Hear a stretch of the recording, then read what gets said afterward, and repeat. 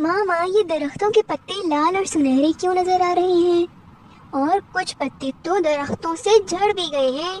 امی نے اسے بتایا۔ بیٹا یہ خزاں کا موسم ہے۔ ہانیہ بولی۔ یہ موسم کیا ہوتا ہے ماما؟ بیٹا پورے سال میں قدرت نے 4 موسم دیے ہیں۔ ابھی خزاں کا موسم ہے، اس میں ٹھنڈی ہوائیں چلتی ہیں، درخت سے پتے جھڑ جاتے ہیں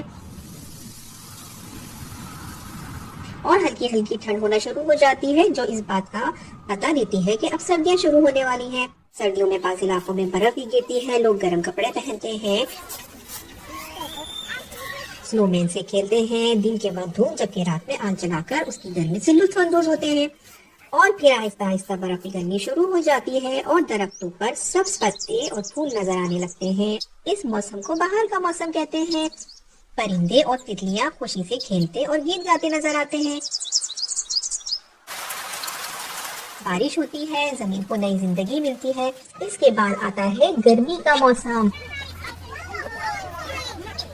اس میں دن لمبے اور راتیں چھوٹی ہوتی ہیں، سورج خوب اپنی گرمی برساتا ہے۔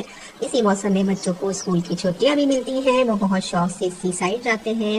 اس کے بعد آہستہ آہستہ گرمی کم ہونے لگتی ہے اور دوبارہ سے موسم میں سردی آنا شروع ہو جاتی ہے۔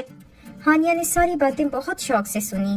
پیارے بچوں، موسم اللہ کی طرف سے بہت بڑا انعام ہے، لہٰذا گرمی، خزاں، سردی اور بہار اللہ نے ہمارے فائدے کے